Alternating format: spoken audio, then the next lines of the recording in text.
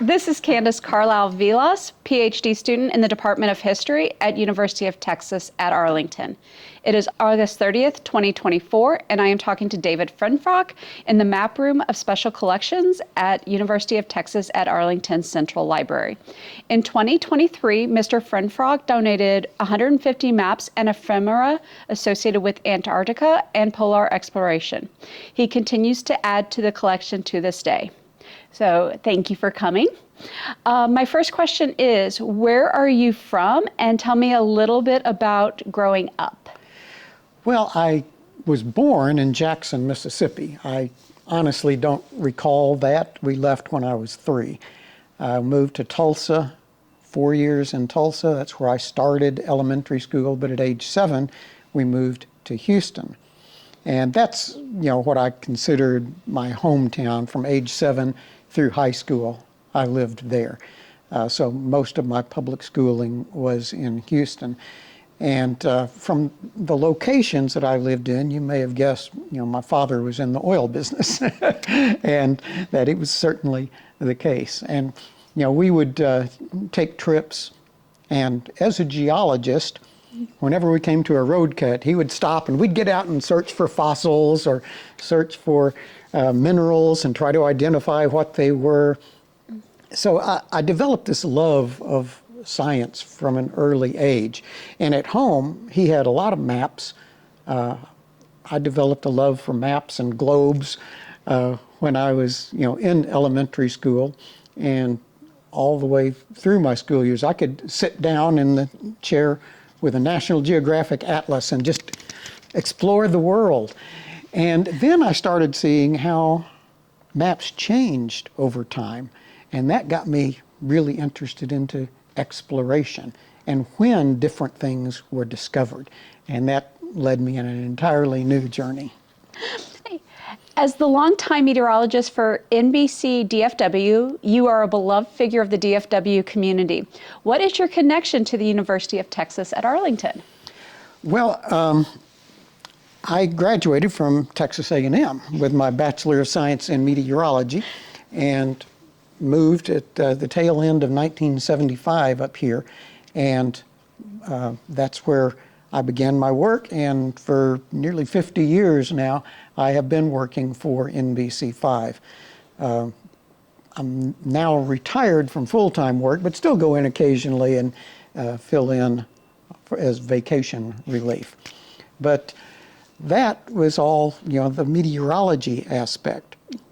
I mentioned my father was a geologist, and I loved maps and started, really looking at those, and that led me also into an interest in genealogy. Well, my wife, turns out one of her ancestors was one of Stephen F. Austin's old 300 settlers. They settled in the southern tip of Brazos County back in 1821. So my granddaughters are 9th generation Texans, which you don't find very many of those in an Anglo community. You have to be Hispanic or Native to go back any farther than that. So she was a graduate of UTA.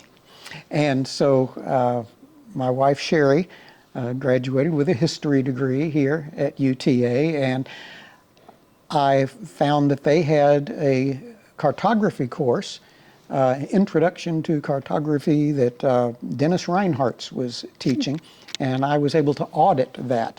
I didn't take it for credit, but it just really increased my interest, and especially with UTA. And that UTA aspect only exploded when we began the development of the Texas Map Society. I'm sitting here in the Special Collections, and a lot of what surrounds us here is part of the collections donated by Jenkins and Virginia Garrett. And they were the inspiration behind the establishment of the Texas Map Society. And I became one of the charter members back in the 90s and have been a member ever since. We've had a lot of our meetings right here in Special Collections in UTA on the 6th floor. And now, for the past decade, I have been the editor of the newsletter for the Texas Map Society. So just kind of coming full circle, but a lot of that ties in with UTA. So what interests you about exploration, especially polar exploration? Well, when I first started seeing some of the older maps of Antarctica, and maps of the world for that instance, there was no Antarctica, or if there was anything down there, it was the terra incognita australis, the unknown southern land, and it was just completely fanciful. You go back to maps of the 16th and 17th century, and you'll see a lot of them that have this vast land across the south. Well, it was Captain Cook who really disproved that, Captain James Cook of the British Royal Navy. And he was on an exploration that circumnavigated the Antarctic continent for the first time, and he never saw the mainland. He discovered some new islands, but never saw the mainland. But he established that there was no vast Antarctic continent that extended way up into the higher latitudes, or the lower latitudes. Instead, he just found all of this ice surrounding the South Pole. And he was the first to cross the Antarctic circle. And I was on vacation once. My wife and I were in Williamsburg, Virginia. And we went into an old book and shop, and they had a sampling of maps as well. And one of them happened to be Captain James Cook's map of his circumnavigation of Antarctica. And I fell in love with it. And at first I didn't buy it because this was back when, we were still young marrieds, and I couldn't really justify the expense. It was like a couple of $100, I think. And I did buy a little Texas map, but when I got home from the vacation, I kept thinking about that map, and Sherry said, just go ahead and order it. And so it was at her instigation. I did call them up and bought the map, and they mailed it to me, and that's still on our dining room wall. That was the real instigation of the Antarctic map collection. It showed the truth, that there was nothing there, at least that he could reach in his wooden sailing ship. And then you proceed into the 19th century, and in the 1820s, you start finding glimpses of the Antarctic Peninsula. In the 1840s, through some fortuitous melting of some of the ice, James Ross was able to make it all the way down into the Ross Ice Shelf region. And Charles Wilkes of the U.S. was able to explore a portion of the Antarctic coastline. Dumont d'Urville of France, likewise. There was also Bellingshausen from Russia and the Antarctic Peninsula. So we were starting to get little bits and pieces, but it was the 1860s or later before we started to get some semblance of where the continent lay, but still there was so much emptiness. There was the heroic age of exploration beginning in the late 1900s and extending for the next couple of decades, where first made it to the South Pole, and we started fleshing out a little bit of the interior. In the 30s, Richard Byrd made the first flight over Antarctica to the South Pole and back. And we started fleshing out a little more of it. It was really the age of satellites, though, before we knew the true extent of Antarctica. Well into the 1960s and 70s before we really knew the total shape of Antarctica. And so that's one thing about collecting Antarctic maps, is it's a lot easier than other parts of the world and a lot cheaper, because you're not going back and getting maps from the 14 and 1500s. You're getting maps from the 19th century. They're not as old, they're not typically as valuable, but they still show the history of the exploration of the continent, and you can just fill in all the details as you look at each one of these expeditions that went south. For you, what contributes to your interest in polar exploration in Antarctica over the polar exploration that takes place in the Arctic? I mean, I was fascinated by both, but the Arctic is mostly just ocean covered with ice. There are some islands that were discovered, and we had to flesh that out. And in the early 20th century, people did make it to the North Pole, but there wasn't as much unexplored because most of it was just ocean. Antarctica was an entire continent, not as vast as they thought 400 or 500 years ago, but still a whole continent that we didn't know about, didn't even find the true details of it until well into the 20th century. So it was something that really set it apart for me. And Antarctica, for a number of reasons, was where I focused. One is that it was this land area, and two was the stories that came out of each of these explorations, some of them just incredible. So you were talking about the 20th century, and the exploration of Antarctica really changes mid-20th century with the Antarctica Treaty of 1961. In that, it establishes Antarctica as a demilitarized zone free from territorial disputes between sovereign nations. As such, Antarctica is now designated as a transnational environment for scientific research. As a collector of maps of Antarctica and as a scientist, what does the Antarctica Treaty of 1961 mean to you? Well, the main thing is it, put in abeyance all land claims. There were a number of countries that had claimed various parts of Antarctica. They had what we call pie slices, part of the coast and then go down to the pole. And Norway, the United Kingdom, Chile, Argentina, Australia, New Zealand had all made claims to various parts of Antarctica. And you could look at those maps and see some of them were overlapping, especially in the Antarctic Peninsula, where Great Britain, Chile, and Argentina all claimed the same area. And obviously this can lead to some issues, such as we saw in the 1980s with the British-Argentine War over the Falkland Islands, or the Islas Malvinas, as the Argentines call it. But hopefully we put most of that in abeyance with the Antarctic Treaty, because the nations that signed it in 1961 said that no territorial claims would be recognized.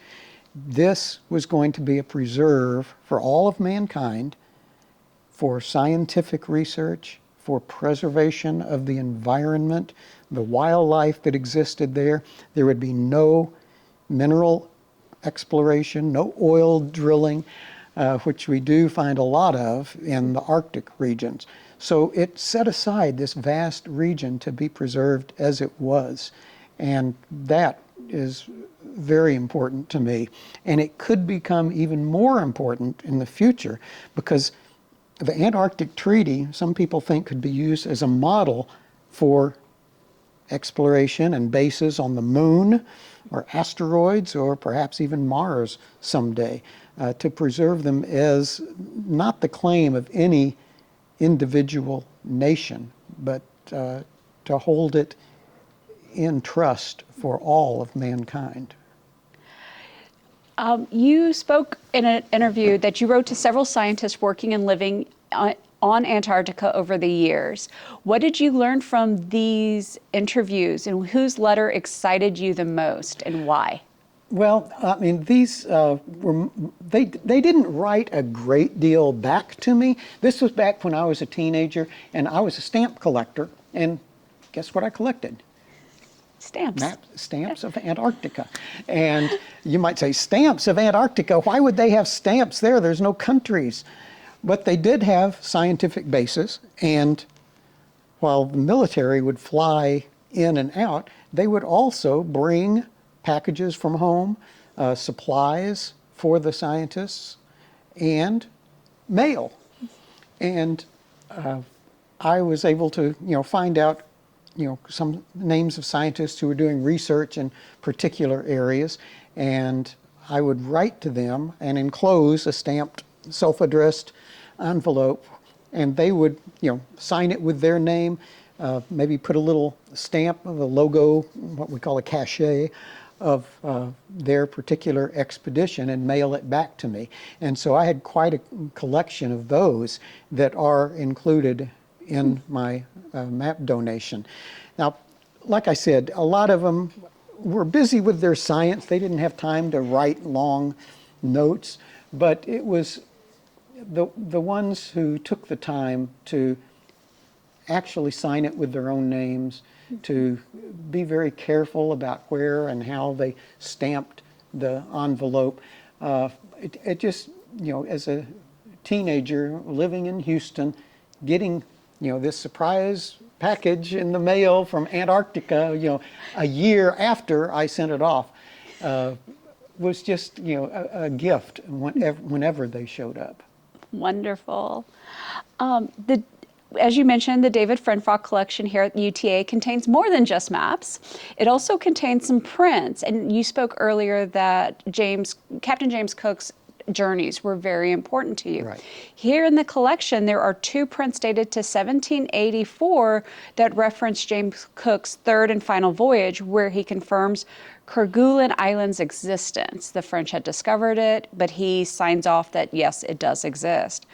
What drew you to these prints, and what about James Cook's voyages interests you beyond just his ability to circumnavigate around Antarctica? Well, he was the first one to establish that there was no vast Antarctic continent that extended up outside of the ice fields.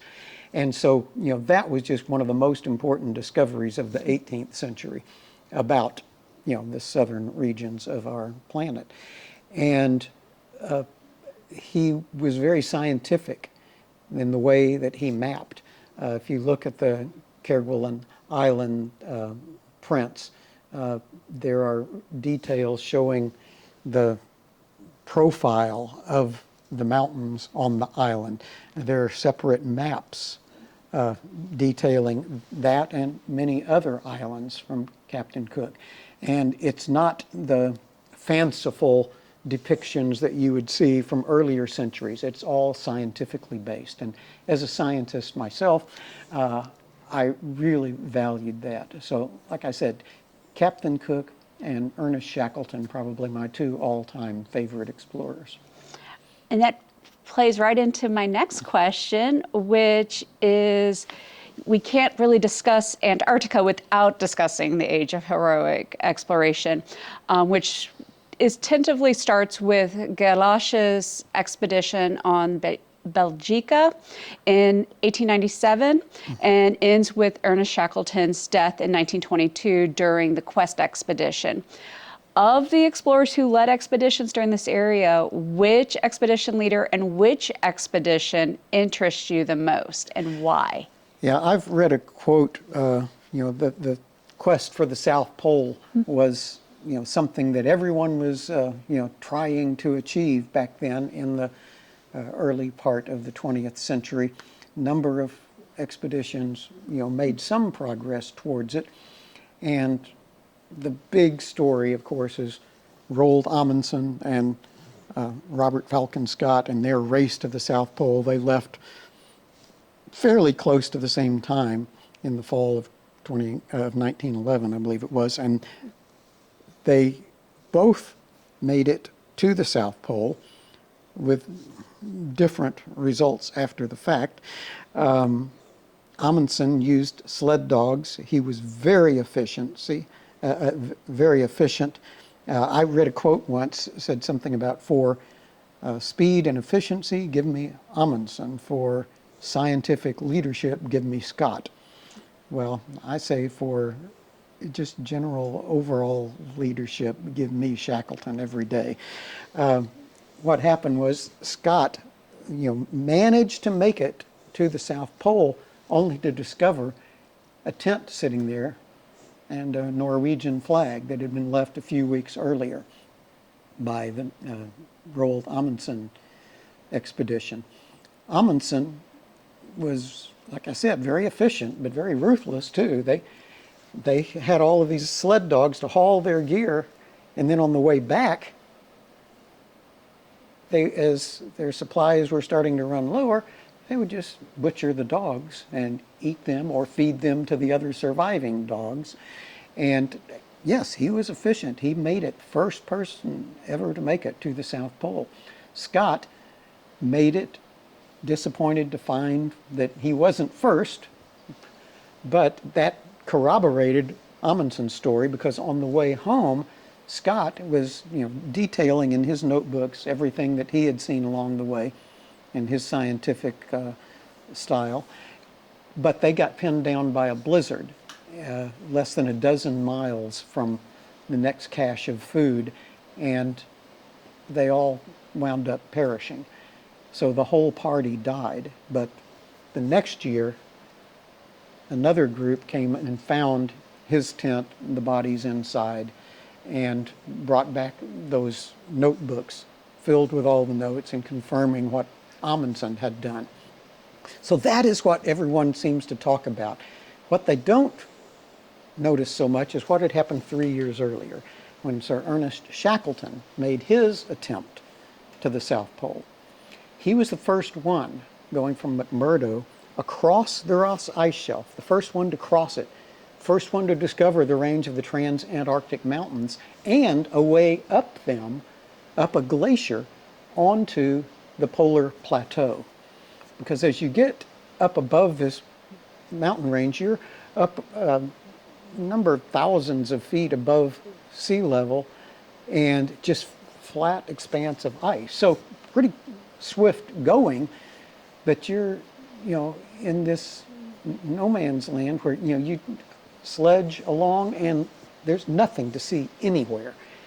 But, they did have a compass, which gets kind of tricky when you're getting real near the South Pole. Which way is the south? When the magnetic pole is the other direction. So he made it 83 miles from the South Pole.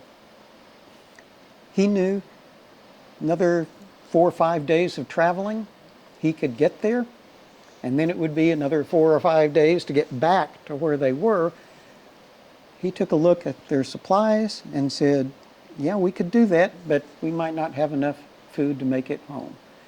So he turned around 83 miles from his goal and came all the way back to the base. Everyone with Shackleton survived. Everyone with Scott died. But Scott is this great heroic figure. But that's not where my love of Shackleton ended, because a few years later, in the mid-teens, 1914, 1917 era, he took another quest to the south in the ship Endurance. And his goal this time was not just to go to the South Pole, it was to go from one side of Antarctica to the South Pole and come out on the other side. A complete traverse of Antarctica, which obviously no one had ever done. So he's coming down to the eastern side of the Antarctic Peninsula into what's called the Weddell Sea, and his ship gets caught in the ice, and it goes into winter, and the ice shifts and slowly crushes his ship. This was in the age before radio contact from Antarctica to the outside world. He had no way to contact anyone.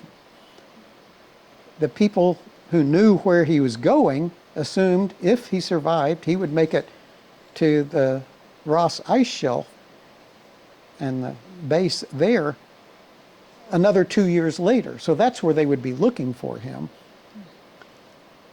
He's out here marooned in the ice. No one can help him. His ship is being crushed.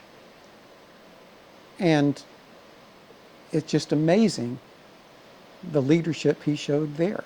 He brought the lifeboats down They loaded up a lot of supplies into them, and among those supplies were Frank Hurley's glass plates, photographic plates, which just resulted in a wonderful display of the hardships they went through and what all they had seen on this trip. But they loaded up these lifeboats. Of course, they're still on top of the ice. There's no water, so they have to man-haul these lifeboats across the ice, hundreds of miles. And eventually they do reach open water and manage to go up the tip of the Antarctic Peninsula to a little island called Elephant Island. And they get on shore on this little stony beach area. There are some rock overhangs to give some kind of shelter. And they are able to harvest some of the seals and penguins for additional food, but they're still no nearer to getting home. So what he does at this point is take one of the lifeboats, kind of disassemble it, and use the wood to deck over another one. They jerry-rig a mast and put a sail up, and then 4 of these men, there were several dozen others left behind, but the 4 sailed from Elephant Island way out into the South Atlantic, some of the stormiest seas on Earth. I have been to Antarctica. I crossed the Drake Passage in a modern ship. It was not fun. To do that in this little lifeboat, like 20 feet long, going out to sea, no GPS back then. They had to use dead reckoning and their compass, and if it was clear, some sightings of stars to figure out where they were. They made it to South Georgia. Somehow they hit this little island out in the middle of the South Atlantic. If they'd missed it, everyone would have perished, but they made it there. And then there on the west side of the island, on the east side, is a whaling station where he knew they could find some help. But he couldn't get there by sailing around because the ocean currents would have just blown him away towards Africa. So they had to cross South Georgia, which had never been done before. Nobody knew what they were going to find up there, whether it was even possible to cross. But they didn't have any choice. So they climbed up, and they didn't have camping gear at this point. Everything was left behind in the little lifeboat on the shore. They climbed up into the mountains. They only had one day to get over these peaks and down to the other side. And as light was starting to get low the next evening, they were just, kind of beginning their descent. And several of them hooked up together, put their arms around each other, and slid down toboggan style down this snow-covered glacier, not knowing what they were going to hit, because there could have just been a big drop-off into a chasm. But they made it down safely low enough where they could walk again, walked the miles to the whaling station, where they knew at least those 4 were rescued, but they were able to find a whaling ship. I believe this was a Chilean vessel, if I recall correctly. But they went down to Elephant Island, picked up all of the other crewmates that were still there surviving, got them back to South Georgia, and eventually all the way to London, and not one person died. Not on his trip where he turned around 83 miles from his goal, not on the trip where his ship was crushed in the ice, and he still managed to save the lives of everyone on board, and in the bargain bring back those photos from Frank Hurley. It was just an amazing feat. The saddest part of the whole story is that when they did get back to England, with everyone surviving, World War I had begun. And about half of the crew, I think, wound up dying in battles in World War I after surviving all of that in Antarctica. But Amundsen, Scott, great people, give me Shackleton every time. He's the one I would want to be with. You mentioned that you were able to traverse the Drake Passage, and you've experienced the arduous waters around Antarctica. You've also stood on the land in Deception Island. Yep. How do your travels in and around Antarctica inform your understanding of polar exploration? Well, it's a lot easier when you do it as a tourist. I know that. It's still, the sail from Ushuaia at the southern tip of Argentina down across the Drake Passage is something to experience. I'm not sure I want to experience it again, but it's a 2-day sail down and 2 days back, plus all the time you spend in Antarctica. But on the 2 days down, the first day was okay. It was, I got a little queasy at times, but not bad. The second day a storm came up. We had 30-foot seas, and the ship was just rolling back and forth.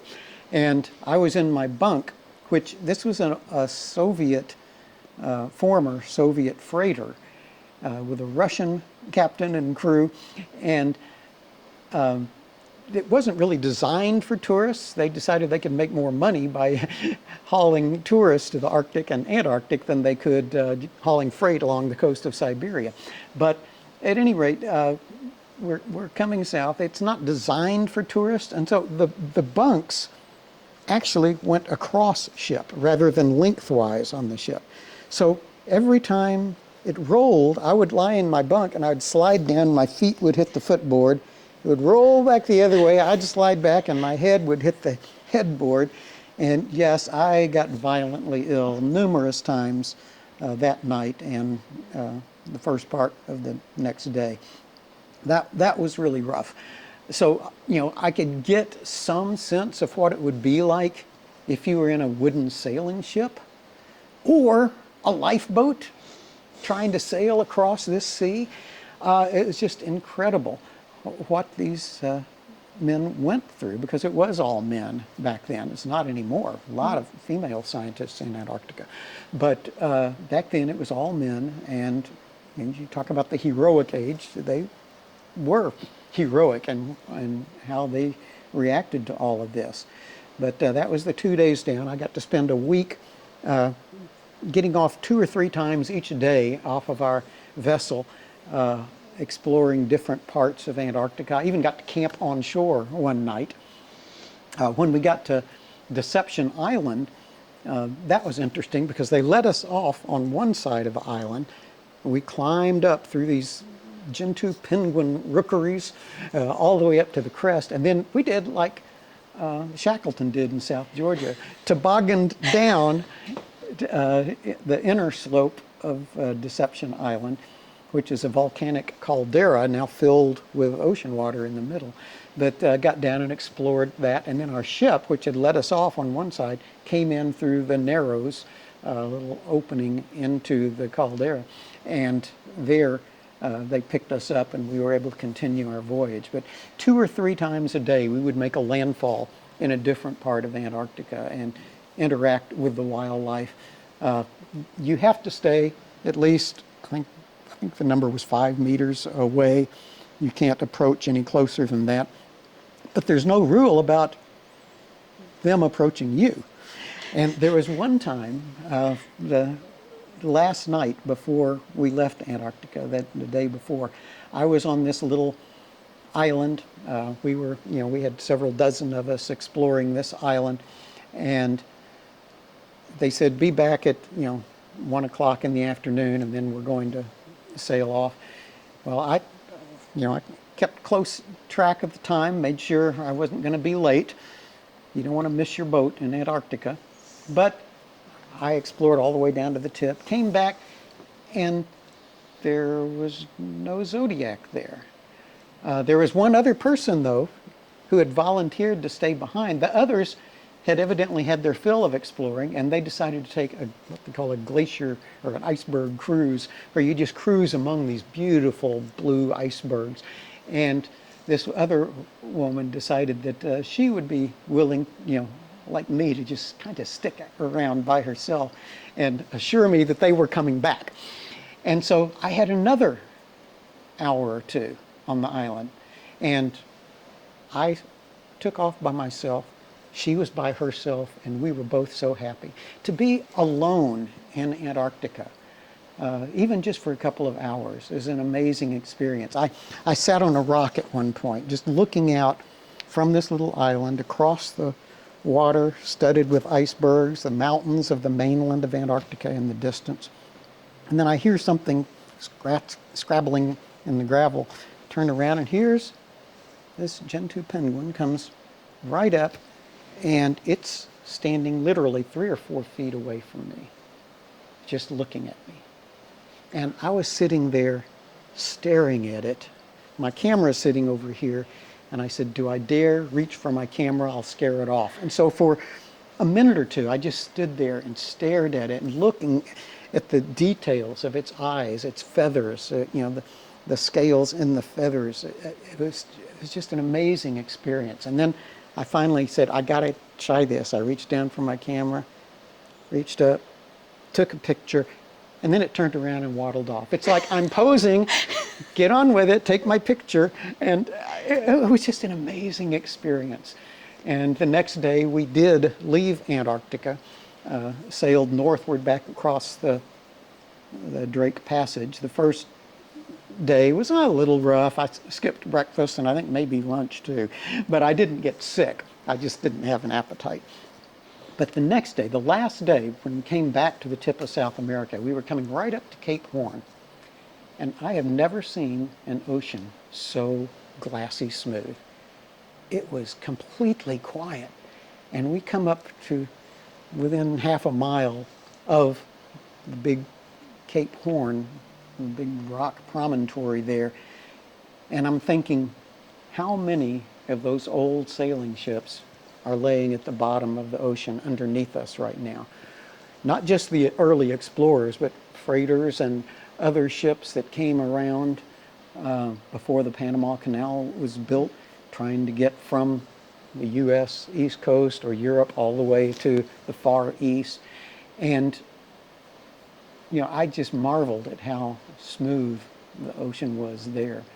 So it was just a wonderful experience.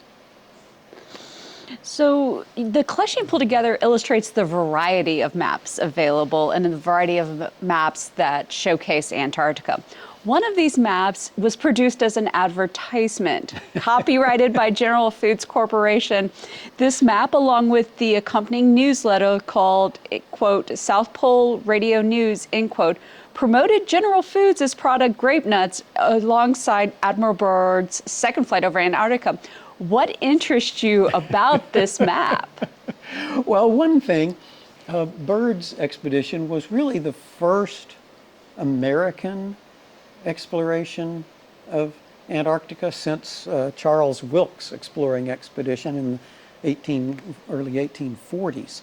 So it had been a long time coming. The European nations had done most of the exploration in that heroic age earlier.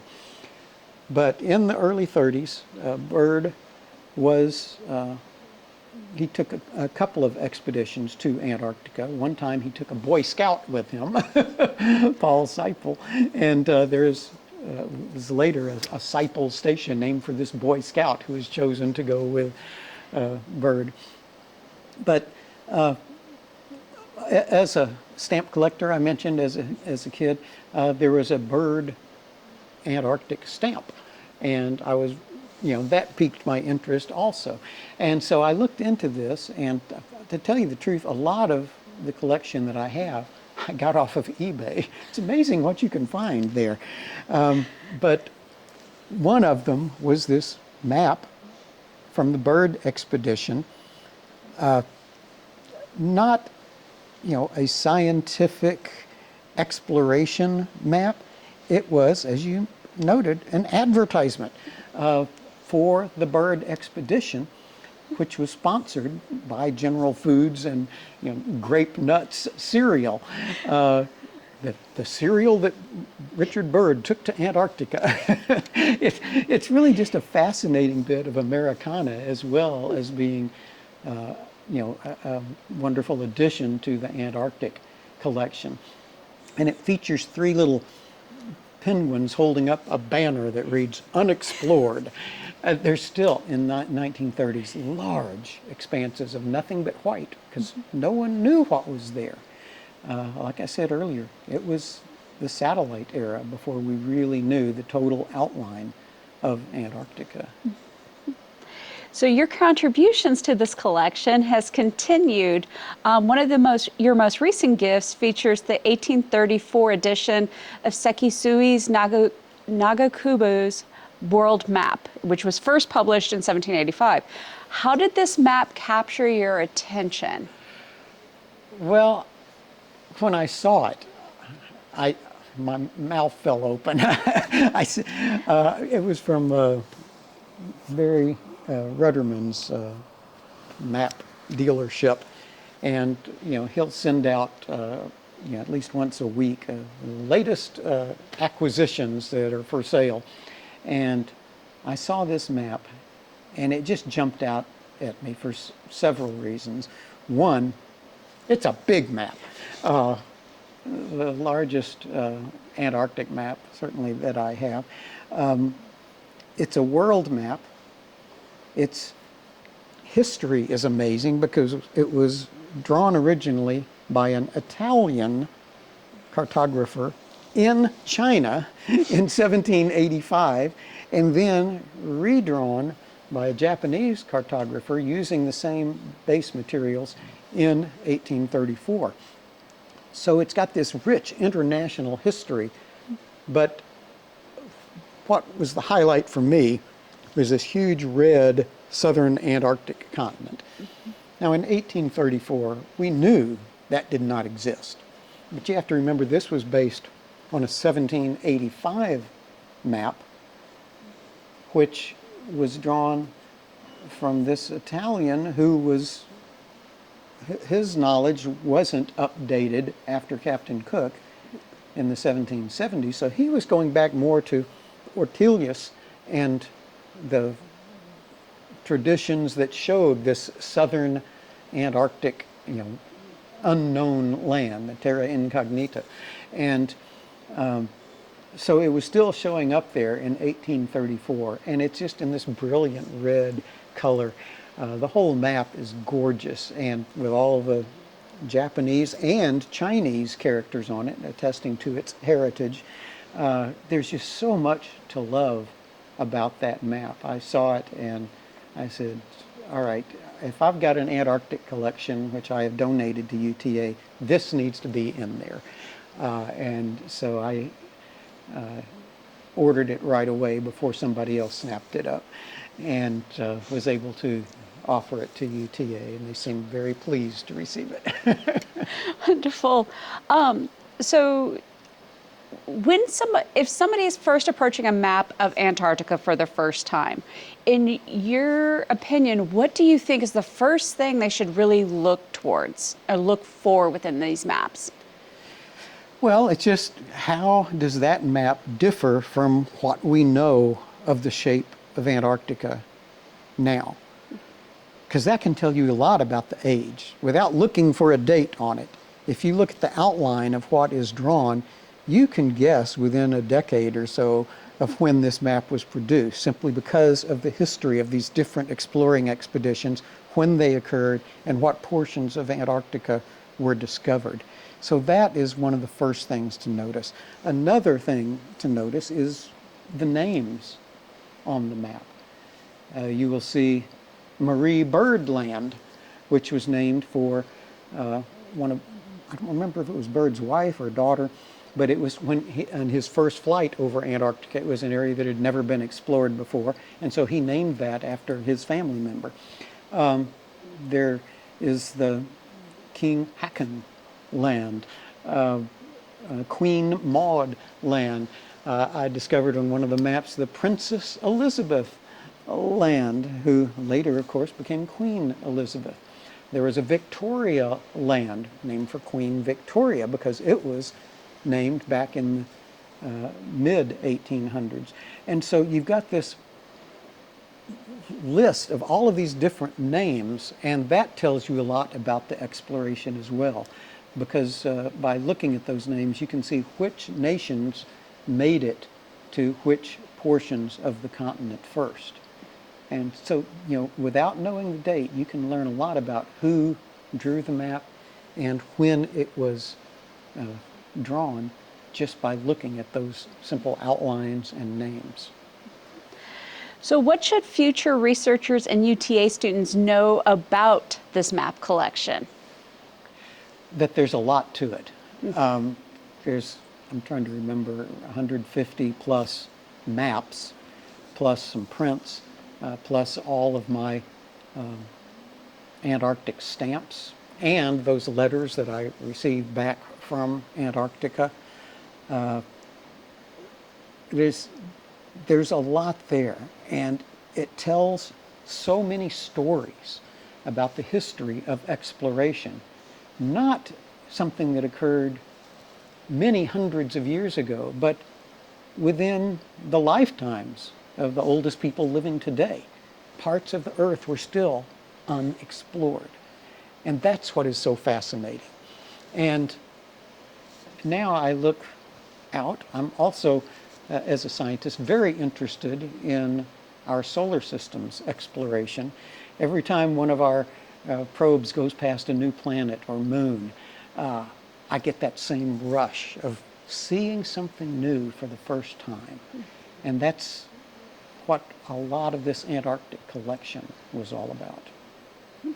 Well, thank you very much for your time. I really appreciate you doing this with us. Thank you, Candace. As you can tell, I love talking about Antarctica. I can tell, and I love hearing you talk about it too, because I can see your passion when you talk about it, and the maps and all the ephemera that's associated with it. Thank you so much. Thank you.